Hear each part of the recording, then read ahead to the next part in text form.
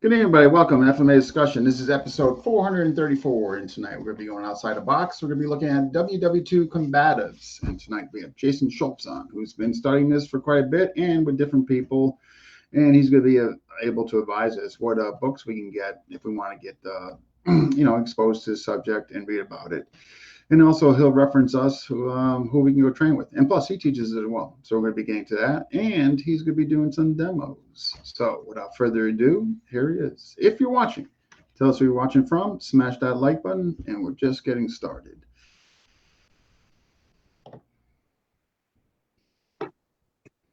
Hey there, how are you? Good, I'm good. I'm glad. Feeling a lot better. Yeah, I'm glad to hear that. And I appreciate you coming on. So not a problem. Yeah, I think folks are going to be excited to hear about it. I'm going to be excited to hear about this. I've always heard WW2 combatives, but doesn't mean, I claimed it or know much about it. So hopefully by the end of the show, folks like me will get, more informed in that. And so I guess, just for the folks quickly, just a quick martial arts background. My background? Yeah, just quick martial arts background, sure. Started off in judo, went to karate, from karate to MMA to World War II combatives. Okay. Wow. Pretty linear. Yeah. So what? I guess what led you there? Like, how'd you get involved with it? Or become aware of it? So I came aware of it through Paladin Press, like most Gen X folks. I bought Fairbairn's All in Fighting. I bought Paragard's Arwology. And I bought John Steyer's Cold Steel on a whim. I was training MMA at the time, and I picked them up. And it really it got me thinking about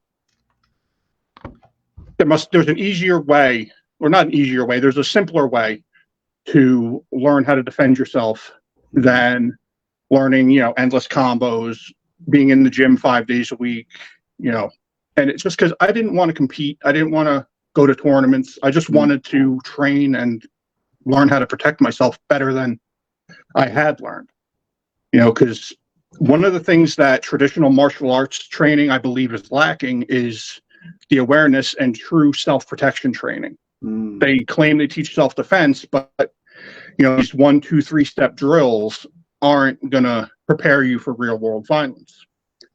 And I was woefully unprepared for real-world violence due to the karate training. It taught me how to fight, but it didn't teach me how to defend myself or how to protect myself. Interesting. That's so interesting. I never heard anybody phrase that like that. It taught you how to fight, but didn't teach you how to defend you. Can you expand on that? Because I think that's really important, because people think like, well, he knows how to fight. So the translation is that in any situation, he's going to be able to defend himself, right? Mm-hmm. So, yeah, they don't teach you, pre-assault indicators. They don't teach you what to look out for. They don't teach you, the basics, or at least at the time, they didn't teach me the basics of, beyond don't go where you don't belong. But what if I'm where I belong and there's somebody else in my environment now? How do I deal with them? Okay. And the World War II stuff may not have addressed that directly, but it opened up a world of people that do address that to me. Okay. Through the lens of that, you were exposed to different folks. And yeah. Okay. That's so interesting, though. Like, I think that's so profound what you just said there, because there is that general assumption, like the ability to fight. I think folks just translate into like, well, it's automatic self-protection. So, He knows how to fight. And when you look at the sport aspect, what's dreadfully missing is the whole weapons defense. And like you said, the pre-indicators, like, one of the things I do in Blade Tech is one of the things is that the pre-violence indicators, like are you on somebody's radar? Somebody paying particular attention to that normally shouldn't be, you know, stuff like that. And I think that's so pivotal and so important. Yeah. You know, in short, like how did they get there? You know what I mean? Right. And stuff. So I think a great example of that is you see how many high level and elite BJJ experts in Brazil that are constantly getting stabbed, shot. They know how to fight on the bus, but self-protection is just out the window. Yeah, good point. Yeah, it's so true. I mean, obviously these guys in their own discipline, they're incredible. You know what I mean? Right. With with the judge and the ref there and rules, but yeah, you read a few times, like on the bus there, a couple incidents in Brazil. The guy killed right on the bus. You know. Yeah. So, okay. So when you went into it, like, who was the first teacher? My first teacher, I'll say, was in the World War II stuff was Ralph Grasso. We are not on speaking terms. It was a very short relationship, and I'm going to leave it at that. Okay. But I continued on. Out on the island, I found a guy who was actually adept at World War II combatives out on Long Island. I should say. I'll call him Bobby, and he really took me through the basics, introduced me to the way different World War II instructors packaged different techniques. There's a difference between Fairbairn and Stiers. There's a difference between Fairbairn and Sykes. They were partners, but they were completely different. Okay. And I got a good footing with him. I've traveled to train with the GHCA and Fred Bauer. That's Bob Casper's old organization. Fred Bauer took over for Bob Casper after Bob passed. I've traveled to train with Kelly McCann. Okay. I've trained with Maury Abreu from Omega Protective Concepts. These guys are all just legends in the field. Within WW2 combatives. Okay. Yep. All right. We just want to make sure some comments are coming in. Just hold on. Jason, I just don't want to make sure I'm missing questions here. We got Terry from Stockton, Robert Small from Missouri, Maynard from California, Brian Canana. You know that guy, right? Brian Canana? Yep. I know Brian. Troublemaker.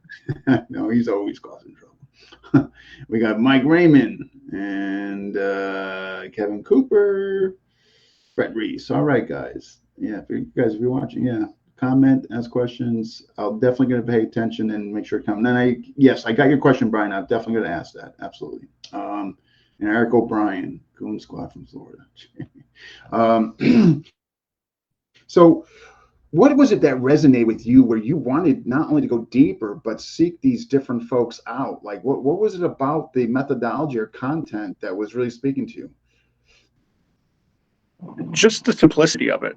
I didn't need to learn a million techniques. There are a handful of preemptive strikes, which are only valid in a situation before the violence jumps off. But then after, if you don't capitalize on your preemptive strike, you're going to be in a knockdown, drag out fight anyway. So that's where the fighting comes into place. So World War II combatives allowed me to take everything I had learned and drop it into the skill set. In addition to the new techniques that I was learning, which I had already learned. World War II has the edge of hand or an axe hand. It's the same thing as a Shudo in karate. Okay. They have tiger claw, they have a chin jab, all these things you see in other disciplines because they're all essentially stemming from jiu-jitsu, traditional Koru jiu-jitsu. Interesting. Okay. And, Okinawa, of course, influenced the way the Japanese trained, because their unarmed skill set was, impressive to the Japanese mainland. So they took in, this is hundreds of years ago. Sure. But all these things trickle down from jiu-jitsu. In World War I, we had Alan Korstorffen Smith, who was an American GI he was an Englishman who came to the U.S. and taught Americans jiu-jitsu. You know, he trained our soldiers in unarmed combat and he was able to break it down into the simplest techniques for them to learn over this short time period.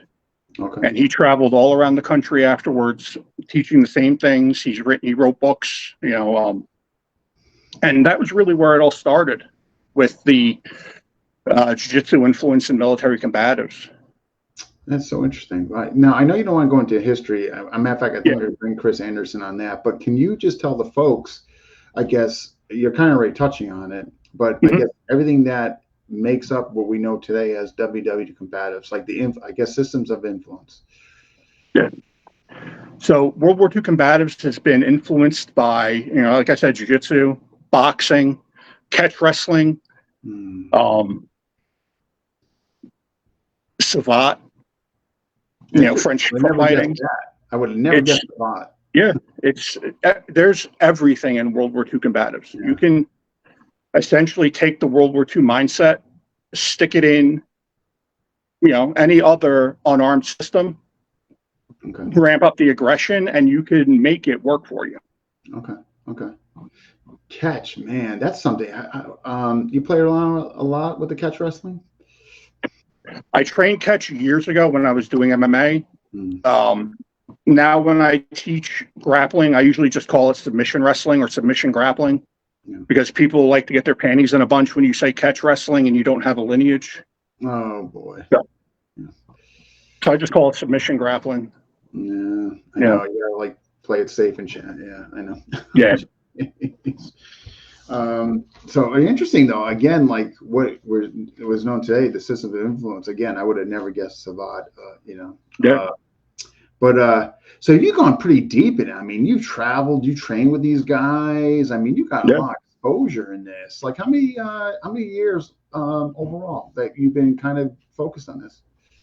I've been doing the World War II stuff or gutter fighting for 13 years. And that's solely training gutter fighting. I'm not doing any other unarmed stuff but gutter fighting. That's a lot. That's still, obviously you got to know your stuff and what you're doing and such. Yeah. How would you, for somebody who doesn't, maybe heard the term, but doesn't really know and all that, if somebody asked you just like in a generic question, okay, you know, what's this WW? Like, how would you describe it to them? Like, what would you tell them? Like from, I guess, any reference? Like if I had to give them a reference to look at? Or maybe that, or just like verbal descriptive. Like, how would you tell them? Like, well, it's kind of like this, but it has this, I guess. It's kind of hard to describe. You know, I would say that it's a good blend of East and West methods. Okay. You know, it doesn't look like one or the other.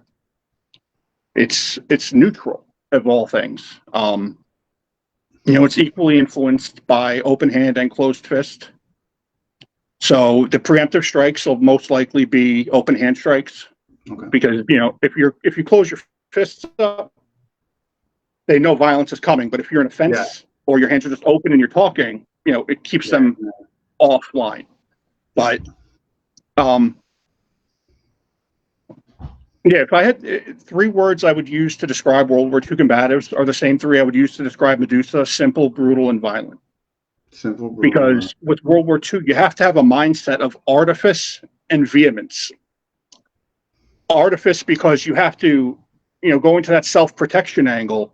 These techniques were used for SOE agents behind enemy lines where they may come across a checkpoint and they have to submit papers to the SS. Okay. You know, so here I am, I'm unarmed. Correct. All right. And I'm handing over my book, my pamphlet, my paperwork, everything, my ID to this guard. And if he gets it all, you know, I see any sort of suspicion on his face, I go from here handing my documents, you know, to an edge of hand to the throat. Okay. Or I'm here, you know, I'm on the street getting mugged, and I'm like, okay, you know, give me your wallet. So I said, okay, I'm going for my wallet. I'm here, and then, boom, you know, it's just simple. It's brutal. and it's violent. You have to be violent. That's where the vehemence comes in. It's passionate. You can't do this half-assed. You know, I can't sit here and throw it at your hand and just patty cake it. Yeah. You know, that's not World War II combatives. That's Shotokan, you know? No offense, Shotokan people, but there has to be some sort of passion behind your training. Otherwise, it's not going to be gutter fighting. Okay. So when this was originally designed, like you mentioned, you know, guys getting behind enemy lines and all that. So it sounds like you want to be far beyond just like your average serviceman that's going out to battle on the front line. So like, was the training basically for any military personnel, or the World War II stuff? So World War II is like a branch term. The servicemen, the standard servicemen, and the agents would learn similar hand-to-hand combat. Okay. But the SOE would learn more of the subterfuge and the preemptive striking, because, you know, a GI on the battlefield isn't going to need to trick his opponent. Yeah, right. He's gonna be, you know, he's just going to plow through him, stab the shit out of him, shoot him, do whatever he's got to do. Yeah. The agent, on the other hand, has to act with some sort of tact. Gotcha. Yeah, that's well said. Right. He's trying to get papers. He's trying to get through a line, and he's done exactly. Okay. So that's interesting. So basically, all encompassing, you know, maybe stressing different, obviously, tactics, or depending on what division they're in, or whatever. Right. You mentioned something interesting. How you kind of like the Western aspect. So can you expand on that for folks? You know, I'm 42 years old. So growing up, you know, I grew up during the ninja craze. I grew up during the Karate Kid. And, you know, even when I was training karate, there was too much of an esoteric nature to it. It wasn't really grounded in reality. There was, you know, meditation and all this, and that's fine. But I need, you know, at my age and even earlier, I needed my training to be grounded in more of a reality, where I'm not, you know, bowing into my Hanshi, and then bowing into my sensei, bowing into senior students, doing, you know, I don't need that. Give me a gym, give me a training partner, give me some skills to learn, some drills to do, and I'm happy. Yeah. You know, I don't need the pomp and circumstance. I don't need the uniform. I just want to get out there, learn some skills that are going to help me protect myself. Hopefully I never need them. And, you know, because I don't have that time anymore to go over. It's funny things that I won't need. You know what I mean? Like that I call it like martial art maturity. You know what I mean? Yeah. You start to dial in, because you know you're getting freaking older. Like I'm 58. It's like I can't be like, you know, rolling around with a 20-year-old. Right. You know, yeah. So it's really weird that, and it's almost sometimes like subconscious. Like you start to go there without like thinking about it. It's for me anyhow. It was a pretty strange transition. You know what I mean? It was, I don't know. I guess my body was telling my mind, "Hey, idiot, you can't do this anymore." Yep. Yeah, I was doing the Gracie Combatives program for a little while, just for shits and giggles, and I wasn't getting anything out of it. Yeah, I've seen some of that stuff, and I mean, I know their intentions are good, probably, and I'm sure there's some good stuff in there. You know. Just, you know, I wasn't, you know, being that it was like a guided combatives program, I was expecting more awareness, more of the self-protection aspect of it. Yeah. And it just never came. Really? So was it more just kind of drill based, or? Yeah, drilling and sensitivity training, knowing where to go when he moves this way, you go that way. Okay. You know, it may as well have just been another BJJ class. Really? Okay. Yeah. Huh. That's disappointing. Okay. I really I mean, thought they were trying to. Okay. All right. don't get me wrong, it wasn't terrible. Yeah. Yeah. Yeah. It didn't serve my purpose. No, I got you. Yeah. I mean, Yeah. for what you wanted, sure. Um, this is so interesting, man. I mean, like I'm just learning. I love these episodes where you learn something. And what can you tell the folks on the overall training methodology? Like, somebody is going to start in this. Like, what's the, I guess, the methodology, the approach? So if somebody were to come to me tomorrow Mm. and want to get started in gutter fighting, I would teach them how to stand, how to stand for conflict. I would teach them how to move. There isn't footwork per se, but there are specific ways that I teach people to move. Mm. We would go from there to open hand striking, like the preemptive strikes, the edge of hand, shin jab, cup hand blow, and then basic kicks. Inside edge of boot kick, oblique kick, knees. And then from there, once they get comfortable with that, then we'd go into more of like the bare knuckle boxing and some Muay Thai elements. Mm. Okay, nice. Okay. Yeah. What on the any aspect of weapons? Impact and edge weapons. Okay. So I teach stick, I teach sap and blackjack, and I teach knife, of course. Sure. Okay. And the knife work is outside of Medusa, so it's a completely different aspect. So within the WWE combatives, let's touch upon those. So all right, so did you enjoy the knife work in there that was shown to you? Yeah. Oh yeah. Yeah. Bob Casper came up with a really great method called NICOM, and it's Western based knife work. It's, let me grab a trainer. Hold on. Yeah. Oh, okay. It's meaning.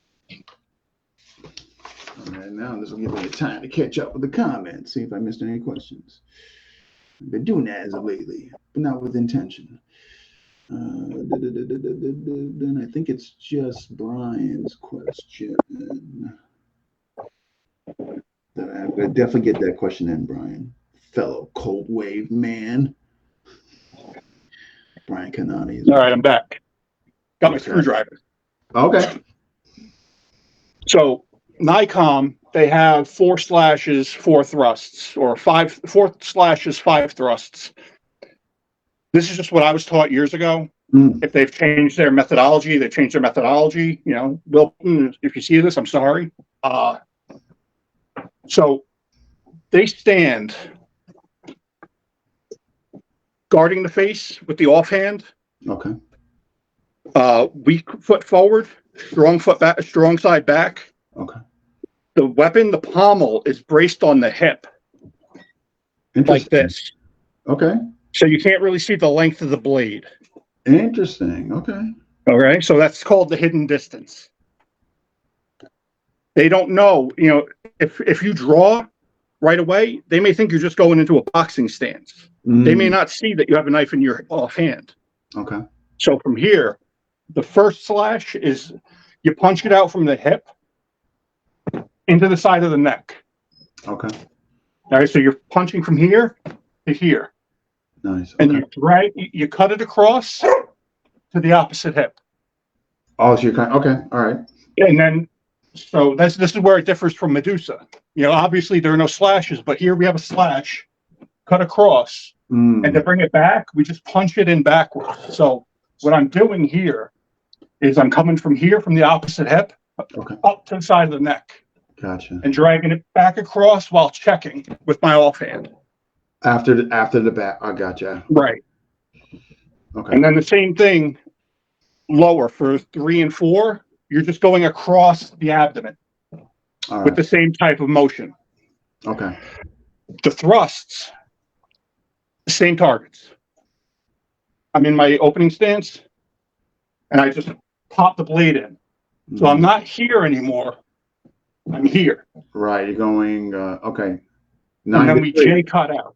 So a J cut is when you're in, and you throttle and then cut out. Okay. So it's like crowbarring or a J cut. So you're here, in, and then out. Okay. Up. And then the same thing, opposite side.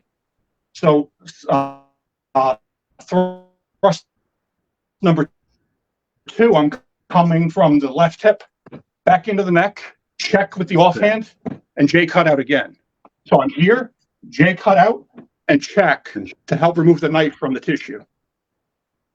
And then it's the same thing for the lower abdomen as well, for 3 and 4.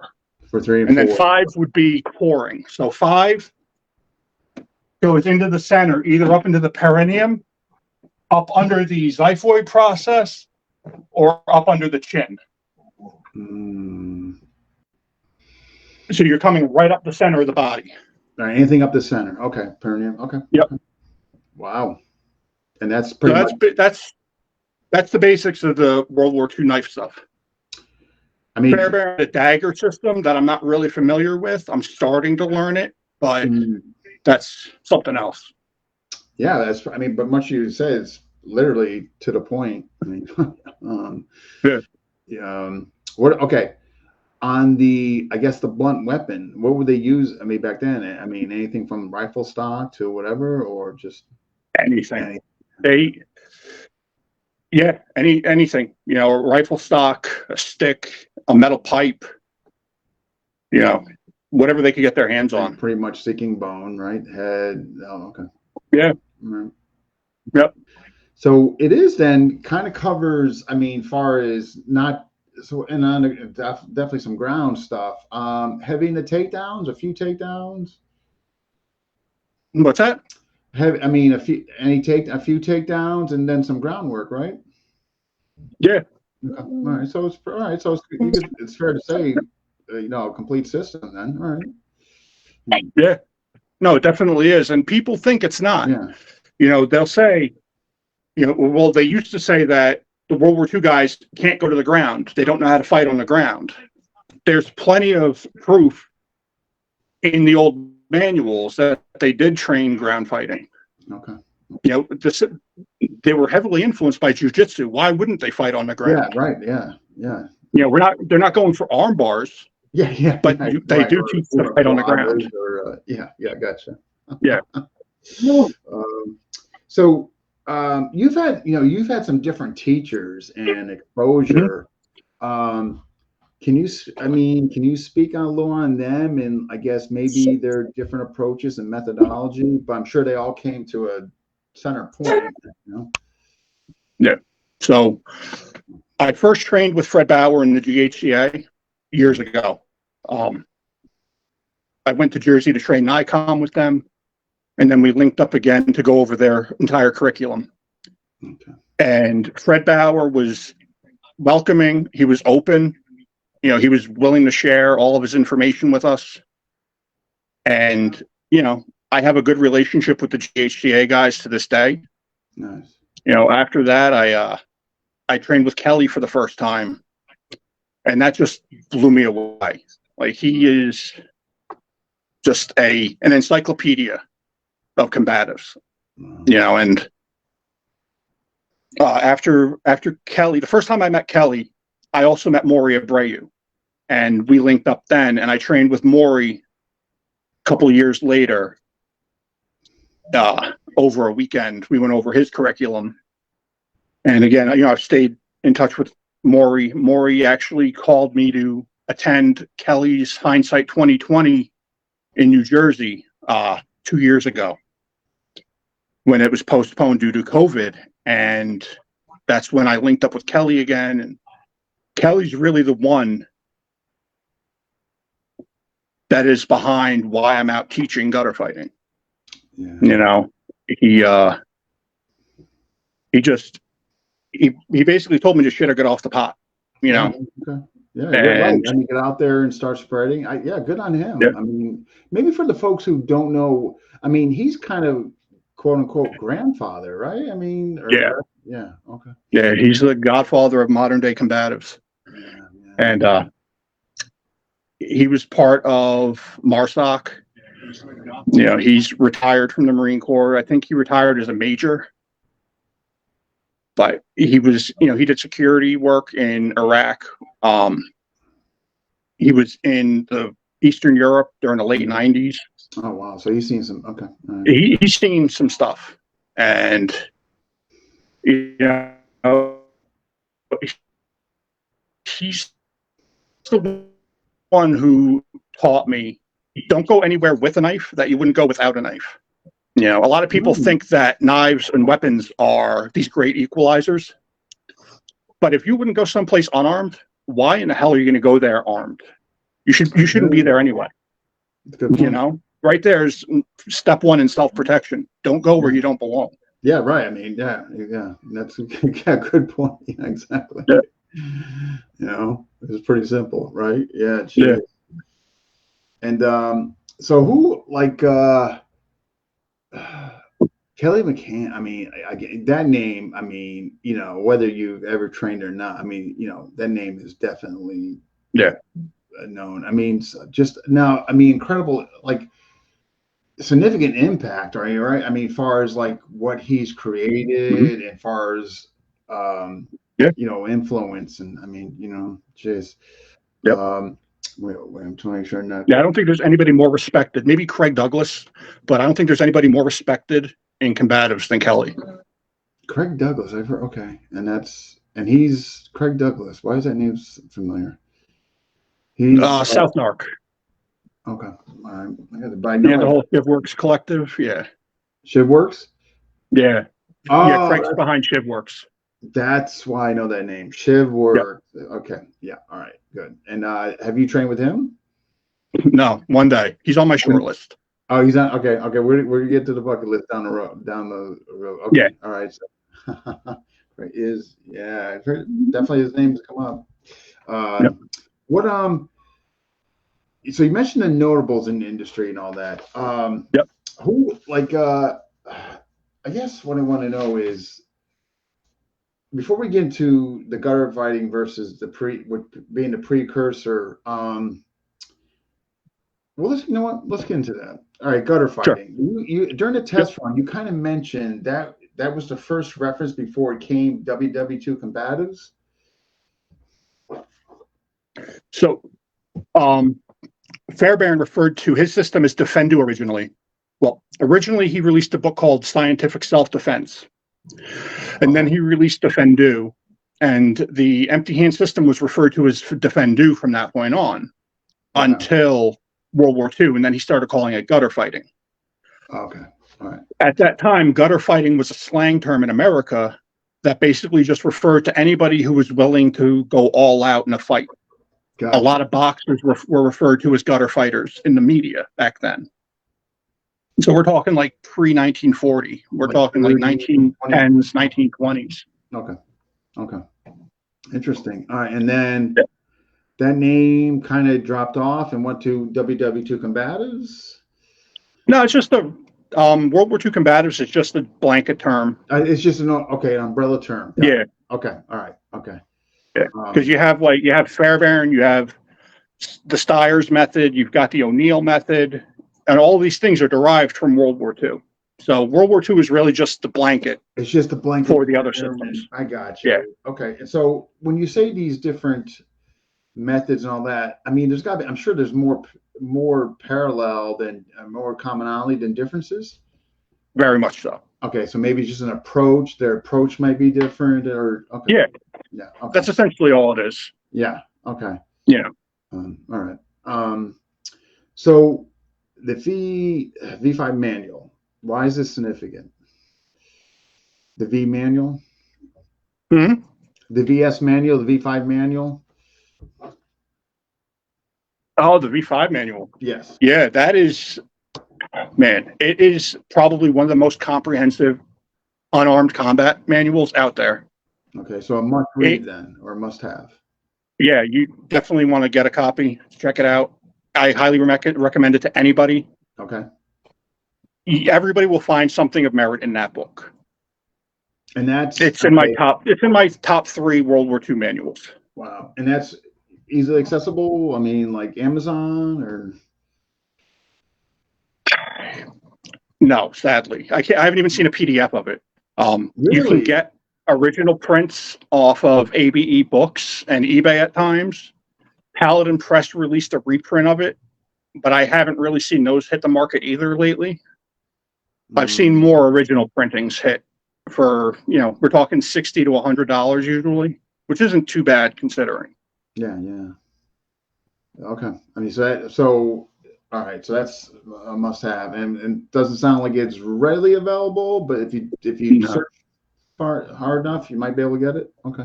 Yeah, definitely. Okay. Other material that you would highly recommend for somebody that wanted maybe to get more knowledge on it, some background on it before maybe they found a instructor.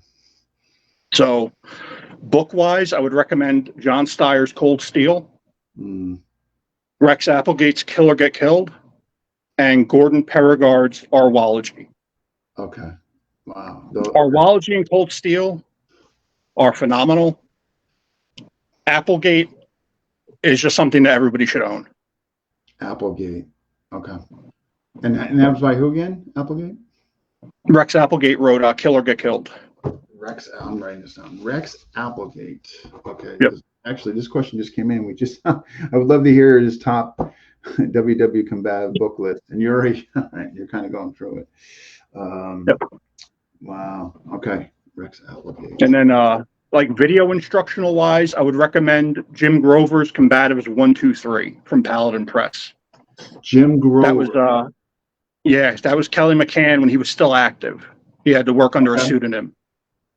And it's basically his entire curriculum at that point on DVD. And it's all straightforward, easy to follow. That was the first Combatives video I bought way back when, even before I knew that it was World War II Combatives. Really? Oh, before you knew it, you picked this up. Okay. All right. Yeah. Okay. Eric, I see your question, but I'm definitely going to ask it when I get to his teaching. And good question, by the way. Definitely going to get to it, though.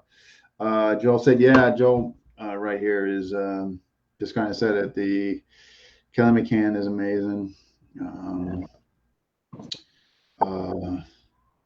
Looks like Joel's having some. I'm on the phone with our phone company trying to get internet. Joel's a little frustrated with the internet. Geez. Defense came out. Okay, here's well, speaking on the history, what you mentioned about Chris.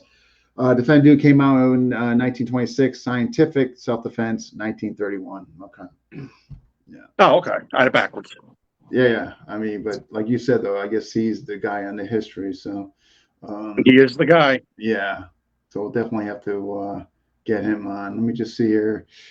Okay, I'm not just making sure I'm not missing any. Hey, we got Mike here. All right. Great. Okay. Why does it seem? It seems like this is a great T-Rex. Gross motor movement.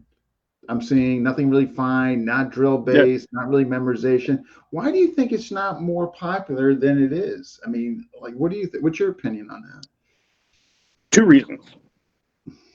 People have an unhealthy ownership of it. People believe that they actually own World War II combatives and that nobody else can train it. And if you do, you're a heretic and you're a fraud and all this other stuff. The second reason is because there's really nowhere to get any sort of certified training. There aren't instructors who carry this on after Fairbairn. There aren't instructors who carried this on after Steyer's. These guys didn't leave a legacy like that. So it's up to people like me and Hill Country Combatives or Ronin Combatives to take what we've learned and not only save it, but pass it on to the next generation. And people have to get over the whole piece of paper meaning everything. Yeah. That piece of paper, your teacher, whoever, isn't going to be the one teaching your students. It's not going to be the one protecting you on the walk home. There you go. Do you think it's in jeopardy? I'm not saying maybe every faction, but is it in jeopardy of getting kind of lost, or because it's not being perpetuated as much? No, I think we're on a resurgence. Oh, yeah? There seems to be a lot more interest in it nowadays. John Valentine from the Combatives Association put together a combative summit next month in Florida, and it has everybody. And they're not, strictly World War II guys. There's World War II influences, but retired Colonel George Bristol is going to be presenting his modern gutter fighting at this event. Okay. And I've been asking for contact information for Bristol now, just so I can pick his brain to see what he's got going on, because he's the one who developed MCMAP, the Marine Corps Martial Arts Program. Okay. So if he has gutter fighting in his brain, why didn't he tap that when he was doing the MCMAP? So that's what I want to learn. There are enough people out there training it today that I don't think it's going to disappear in the next generation, but there is work to be done. Yeah, not to, like, I look at, and the reason why I asked that is because there's some FMA systems are going to go down. It's just, I mean, they're already starting to go down. It's going to happen. And I just, it's sad. I mean, nobody obviously wants that to happen. I was just wondering if your guys' community was kind of in the same potentially predicament or not, but it doesn't sound like you guys are, so, which is good. No. Yeah. So what are the bigger factions, if you will, like who's kind of actively, like far as memberships or reps, throughout the states? The biggest I'd have to say is Cali still. He runs a fight gym in Alexandria, Virginia, or Fredericksburg, Virginia. And, well, rightfully so, right? He's a grandfather. He should be, right? Yeah. And he's got a phenomenal student base. Not only the combative stuff, but he's got excellent MMA fighters and Muay Thai fighters. Really? And I think that's what, yeah. Huh. So yeah, he's got guys fighting on some pretty big cards. Guys that he's kind of putting some of this material in there, or maybe a mindset, or definitely the mindset. He'll tap his fighters to help instruct the combatives courses that he runs, because they have that mindset. They're the ones in the gym fighting all the time. Yeah. They know how to do this. They know violence. Who better to tap for instruction? Yeah, I know. That makes complete sense. I mean, that's That's interesting that he's actually, with them. Wow. Huh. And we're okay. Brian, this is going to parallel Brian's question, and basically, I'm going to back up here and find Brian's question. But I had a question in regard, but we'll go with Brian. Hold on, just bear with me here when I find it. A lot of comments, a lot of people watching. Don't do stupid places, stupid people. This never gets old. Nope. You know what I mean? That'll be relevant till the time. All right, let me just see here. Where are we? Basically, his question in general, I want to make sure I'm not screwing it up. There's a lot of comments. Wow. You think that Man, you're a popular guy. Everybody, we got 16 people and a ton of comments. Nice. Yeah, I think so. Okay, here we go. I found it. Okay, and this kind of parallels mine. My question was, can it complement other systems and methodologies, WW combatives overall? His specific question is, how do you feel WW combatives has influenced your work with Medusa? Oh, so the World War II combatives mindset directly influenced Medusa.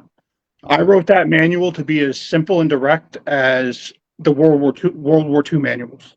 Okay. I wanted anybody to be able to pick it up and make sense of it in one reading. And the mindset behind the World War II stuff, the vehemence and artifice, plays directly into Medusa, because you want to catch them off guard. You want to Right. have them, taken off their script. So Yeah. how I was describing earlier, if you're going through your papers and you go for the edge hand strike, the same Yeah. thing applies to Medusa. I'm here, oh, you need my wallet. Yeah. Boom. And then I pop my knife out and here I am. It's Medusa. Interesting. And the World War II stuff is a perfect empty hand component to anything. I know guys who supplement their FMA with World War II combatives.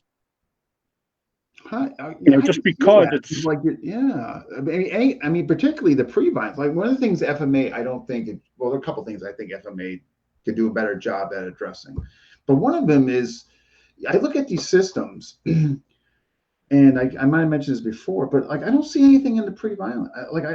It's like they're addressing when they're right there. It's like, well, how did they get there? Like, what about all that material? And yep. Yeah, and so I can see that right there being of influence and a complement to FMA or anything for that matter.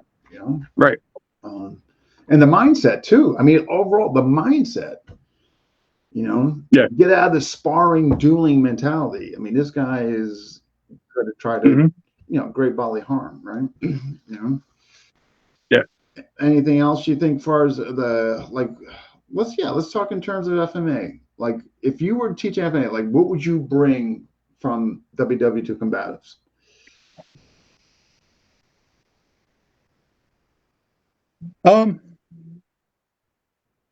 Probably just the preemptive striking and the kicks. I think the preemptive striking alone is in the mind. If I come in, if I have my stick and I come in with a number one, and then after I hit, I come in with an inside edge of boot kick. So I'm here, boom, boom.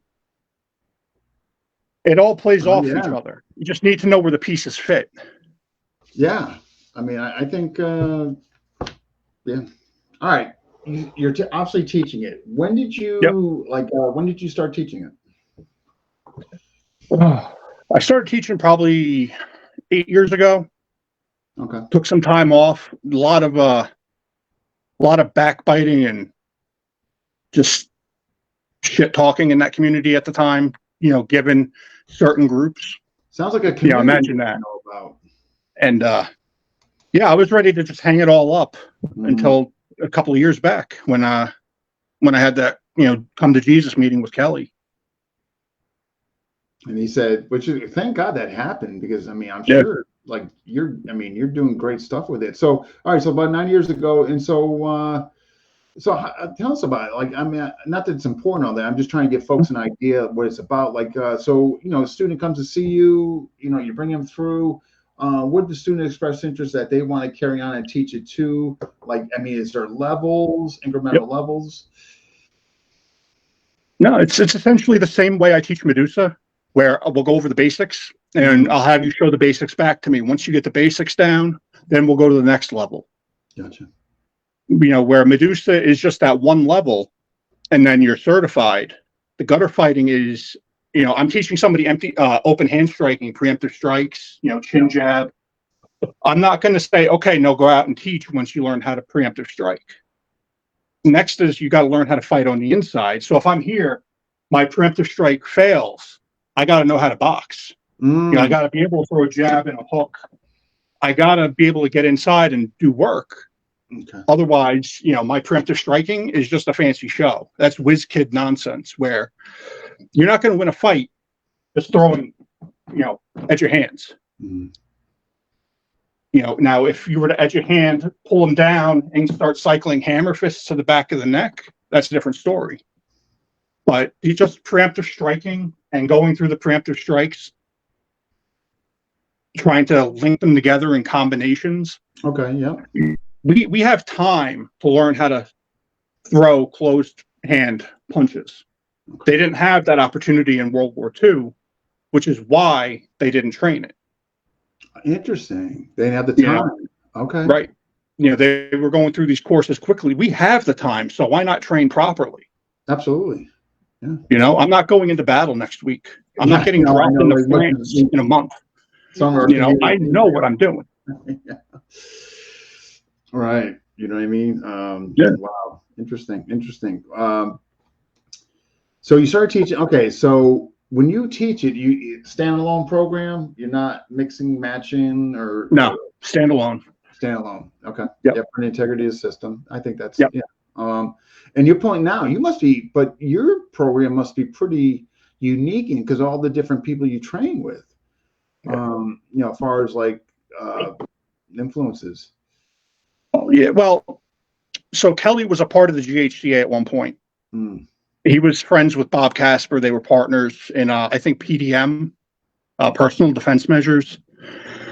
And then Maury is also within that same family, that same lineage with Kelly.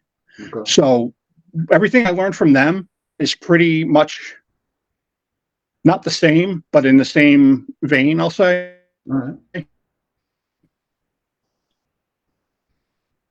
Whereas the stuff I picked up from like Carl Sestari's group is a little different, because all of his stuff came through interviews and manuals, whereas Bob Casper, Maury Abreu, and Kelly McCann all came through the machine. They all came through the Marine Corps. Yeah, they went through. They all got combatives training. Okay. Yeah. Is it meant to be evolved, or how? What's the take on that? Like, as far as the integrity of the system, I mean, are you allowed to kind of evolve it, or you got to kind of, or maybe it doesn't need to be evolved? I don't know. Well, that's what I'm curious with Colonel Bristol with his modern day gutter fighting. I want to see what he added to it. The same thing with Kelly. Kelly, if you look at Combatives 1, 2, 3 from Jim Grover, from his Jim Grover days, it's a lot different than what he's teaching now because he's integrated boxing. He's integrated Muay Thai. Gotcha. So that's where I'm saying, we have the time to train these systems more fully. So we may as well make that investment in ourselves. Yeah, right. Especially on the boxing and some of the stuff from the Thai. Yeah, as far as the kicking is concerned, right? But yeah, like if I was teaching somebody, let's say we were getting together this weekend, and we've been together for 8 months, and we're training, and you're like, "Hey, I went to this seminar last weekend. We went over this. Do you mind if we workshop it?" Hell yeah, let's try it. Sure. Let's murder board it. Let's see if it works. If we'll swap it out for something that doesn't work as well, or we'll add it. It's people are obsessed with keeping their toolboxes small. I don't think we need to keep them small. We need to train what we're going to do, but we need to have options because we can't have these catch-all answers for problems. Yeah. Okay. No. All right. So here's Eric's question. Do you teach these WW2 systems with improvements or as is? Like I said, I have my own additions. I followed in Kelly's footsteps by implementing boxing and Muay Thai. So, because you go into them and, Get Tough is full of just preemptive strikes. You're not learning how to fight in that book. You're not going to learn how to fight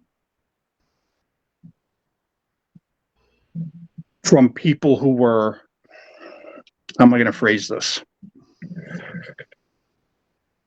You need to know what you're looking at. Okay. And you need to understand the audience that it was written for. That's a good point. Like who it was designed for. Like Right. Don't lose track. That's a good point. Yeah. Yeah. That's well said. All right. Aste, Jason, which FMA have you seen that has worked with combative WW2 combatives? That's the question. I've seen it work with Kali Lustrissimo, and I like to implement it into my Carlos Hermanos training. Which aspect of Carlos Hermanos? Stick. That's what they do. Yeah. Oh, okay. KI. What do you? Okay, interesting. Now you got me. With regards to KI, what'd you find? No, that wasn't me personally. I've just seen other people training KI. Others do. And integrate World War II into their training. Gotcha. All right. Jason, let's talk about the chin jab. What's Brian mean? The chin jab. Sure. Chin jab. So there are two ways to do the chin jab. First, I'm going to clue you guys in. A good way to target the chin is to have your shoulder in the center line of their body. Okay. Because if I'm targeting the center line, no matter where they turn their head, if I come up the center, I'm going to connect. Because if the neck is right here, the head can't move too far off center. Gotcha. And you're always going to make contact. Interesting. Okay. So with the chin jab, you can either come in and grab the back of the tricep or smash into the kidneys and grab flesh. At the same time, you're coming in from underneath, riding up the sternum, driving into the chin, and driving back. Gotcha. So that's the way they taught it in World War II. That's the way Fairbairn taught it. The way I like to do it and the way Kelly does it, he teaches it as a strike, almost like a piston at a 45-degree angle. Okay. So instead of coming up underneath, I'm out here and just boom. Got it. I like that. You want to concept, just take their head off. If I come up like this, it's the whole process. But if I'm here, that's that. Yeah. No. I definitely see that trajectory. Like, yeah, I like that whole thing with coming up like that. No matter where they turn, it's got to be in that geographic area, right? It's not going to disappear. All right, WWE fits in the between spaces of KI. The in between, as Yuli Romo always referenced, the in between. All right. Okay. All right. Chris recommended or suggested if you could show the V5 drill. We can start getting into the demos. If that's and here's the thing, Jason, show whatever. Seriously, show what you want. Take as much you want. Because what I can do is I should be able to lower. Yes, I can lower myself. I'm right there. So yeah, whatever you want to show. But Chris suggested the V5 drill.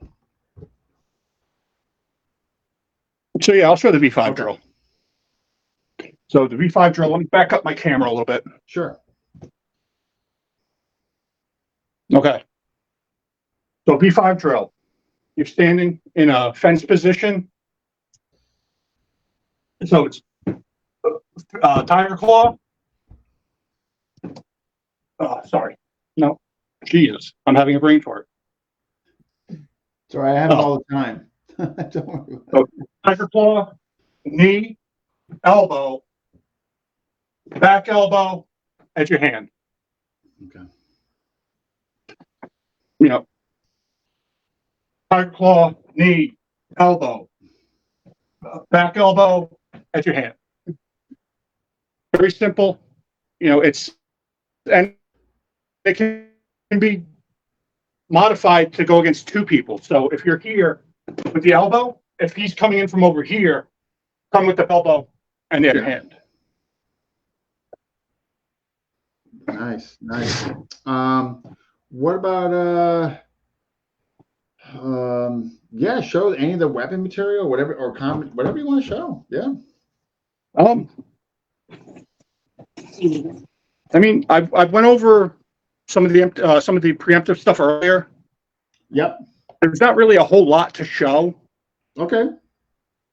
If anybody in the comments wants to see something in particular, I could show them.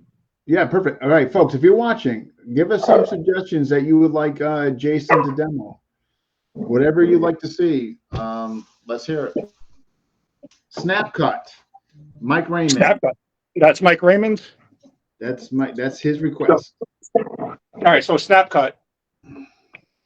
We're in an active knife stance. So I'm here. I got my knife out front. So if we're snap cutting, we're assuming that he has a weapon drawn. Okay. So I have my strong side forward and I have my knife forward. Snap cut, you're coming out and just flicking the tip of the knife. So if I'm coming here to him, I'm going to the eyebrow and I'm just picking at him. And then the same thing for horizontal. Just pick out, go out, pick, come back, come back, come back. It's just flicking the tip of the knife with your wrist. So, That's a snap cut. okay. Yeah. Got it. And it's used to make just an insignificant cut to create space, to get his attention, to draw blood. So exit or It's not meant to continuation, be they're coming in. Right. So if I'm here, I can snap cut and then come in. And come right behind it. Gotcha. You know, I snap cut, he brings his hands up, I come in. You're right in there. No, I definitely, nice. Okay. Okay, Chris Anderson. Boy, I want to make sure I'm not screwing this up. Kangla? Yeah, my gosh. Let me just make sure. All right. So he's suggesting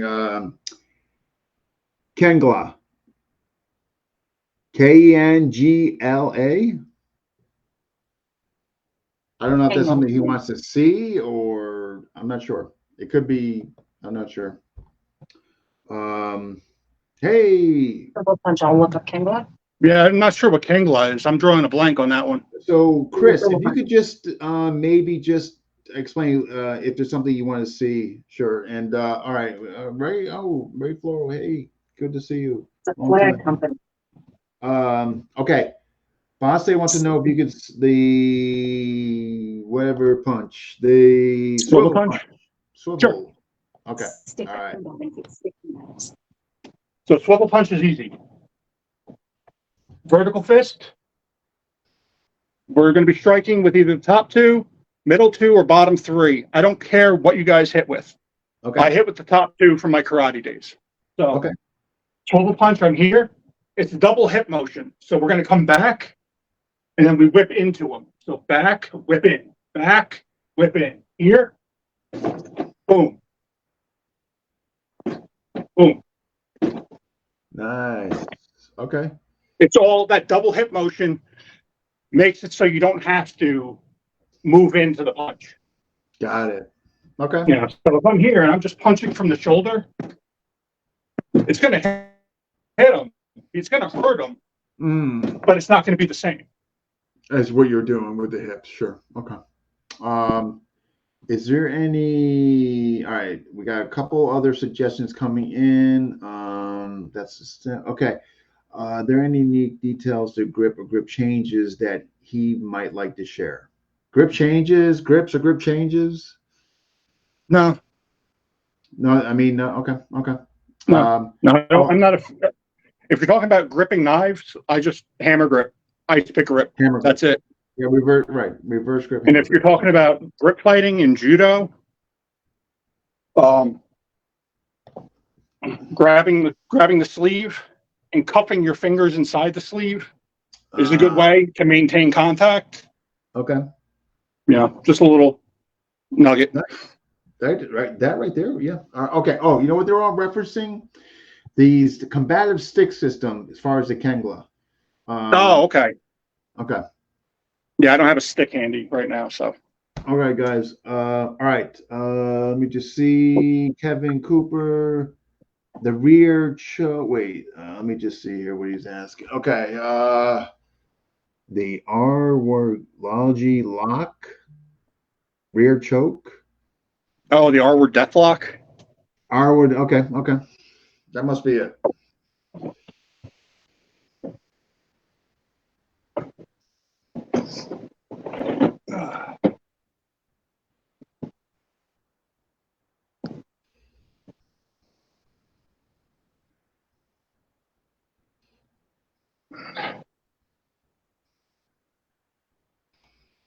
Forearm.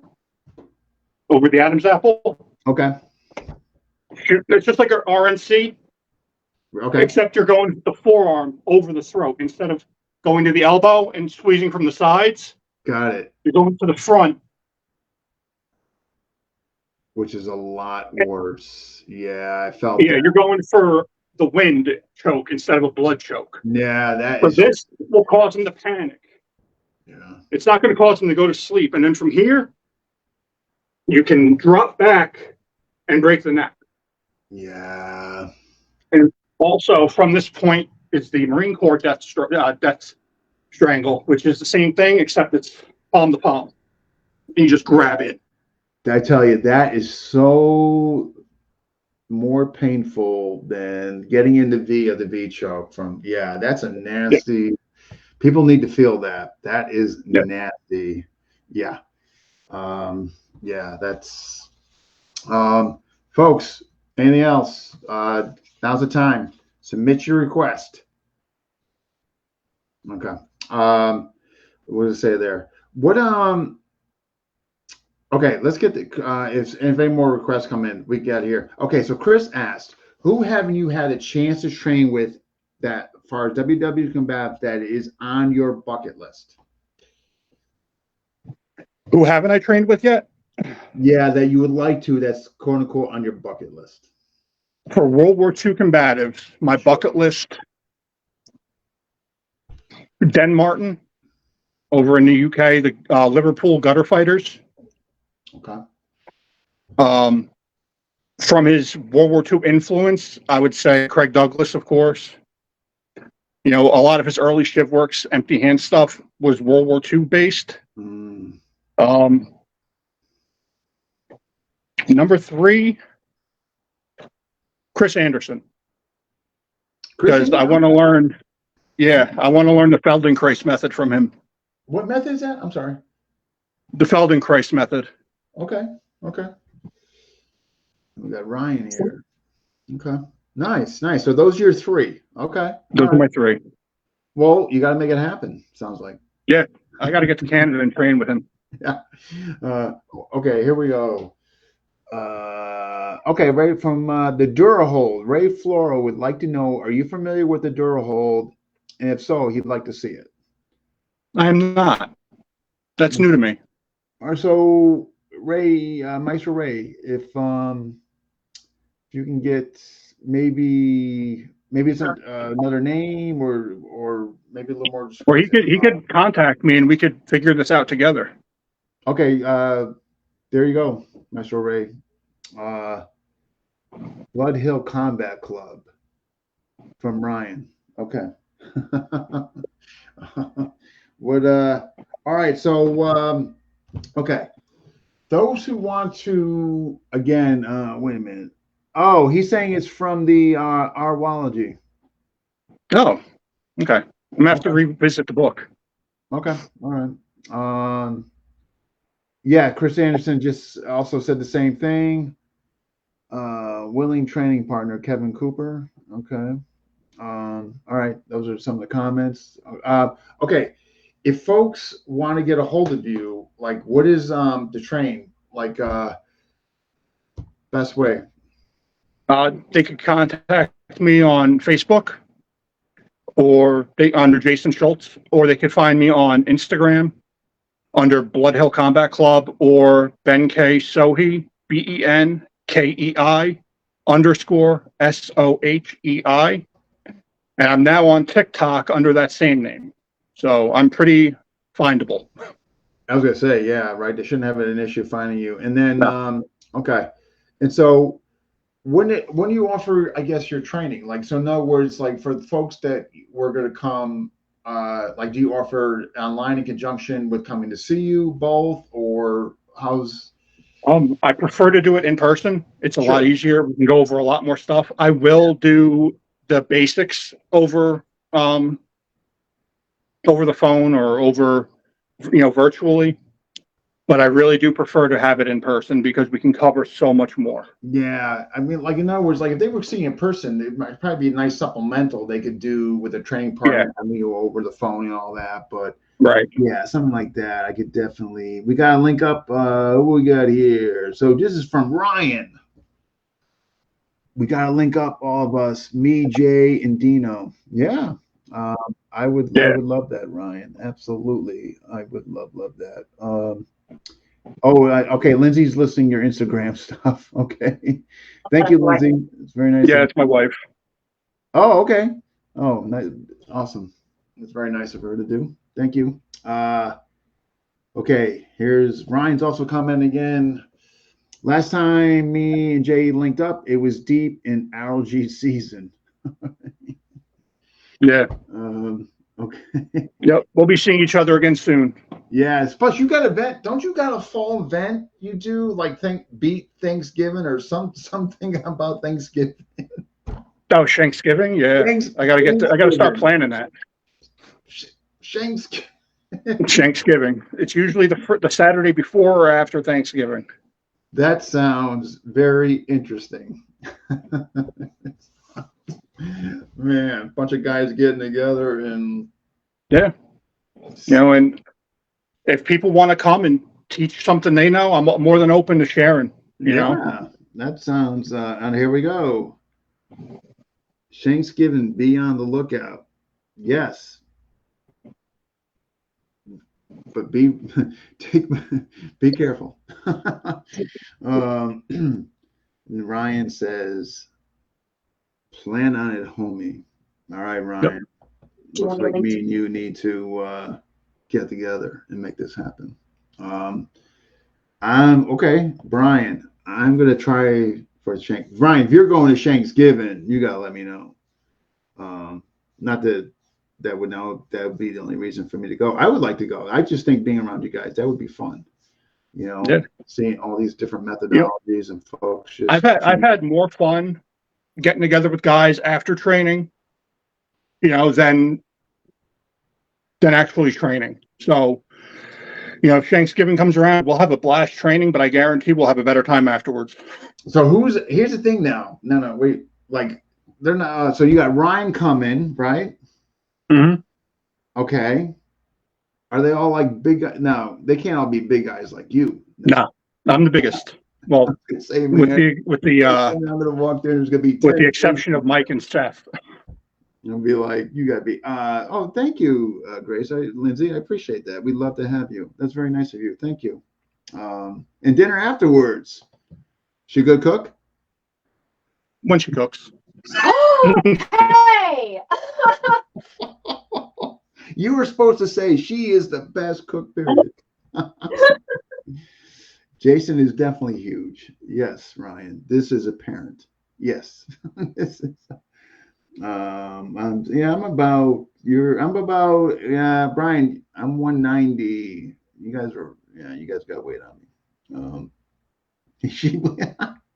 You blew it. Wow. All right. Awesome. All right. Any final comments that you would like, far as like the spreading and the propagating of WW2 combatives, why they should do it, or like how it would complement anything for the audience? If nothing more than just to get a feel for what your grandfather did. That's what Tommy. That's Tommy Moore's big thing is fight like your grandfather.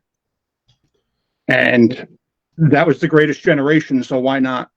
They don't make them like they used to, man. We need that generation back now. Oh my freaking God. Yep. Now I'm going to go really down a rabbit hole, like what's going on with this millennial crap. What's going on with this youth today? You know what I mean? We need those people back. Yeah. Maynard's grandfather fought with a bolo. Yeah, mine fought with World War I too. Yeah, man. Thank everyone. Let me see here. Go watch Secondhand Lions. Oh, what's that about? Secondhand Lions. Brian Canana. Huh. Brian, expand on that, please. Lindsay's thanking everybody for coming and watching this as well as I am. Absolutely. Well, hey, this has been awesome. I appreciate you coming on. We got to definitely stay in touch for this Shanksgiving. Oh, yeah. Definitely. And I'm assuming it's just not the turkey that's getting shanked. No, definitely not. Oh man! All right. Well, hey, I really appreciate you doing this. I learned a lot in this. This was phenomenal. I really appreciate you doing this. Folks, the comments speak for themselves, and thanks for having me. Leaving here more educated. So that's all it's about. Awesome. All right. Well, hey. Thank you, and please extend a thank you to the wife for posting your Instagram information and all that. And we'll be in touch. Awesome. All right, Jay. I'll talk to you later, Dean. All right, bye. Take care. You too. All right, folks, that wraps up 434. Almost forgot the number. Who's next? Possibly Mark Wiley this weekend. I'm waiting to hear back from him, and I'm hoping that happens. I mean, what can you not talk to Mark Wiley about, right? I mean, just so hopefully, yeah. So I'm waiting to hear from him on that. And if not, Mark Wiley, a few other folks that are on the list that are definitely coming down, and those are we got Velez coming up, Miguel Ruby, Joel. I think Joel's gonna be September, I believe. Joel Hunkar. We got to get him on his book and stuff. Darcy, I got to coordinate with him. He's coming on. That crazy guy from lives in the woods in Canada. Yeah, him. Yeah, so some good folks coming on. But yeah, and then before you know it, September's going to be here, right? All right. Okay, guys, I'm going to leave you with this. Going to be very fitting from this episode, all right? And I'm going to check you guys out later. All right, but here it goes. Yeah.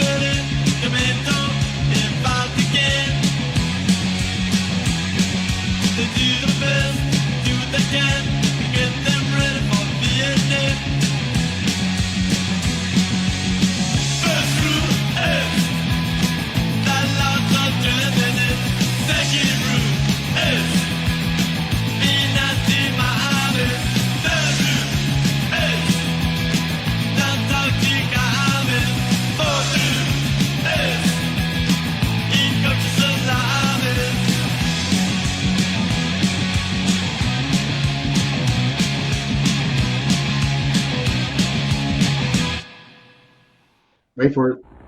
Napalm. I love the smell of napalm in the morning. It smells like... All right, guys. Thought you would enjoy that. All right. See you next time. Bye.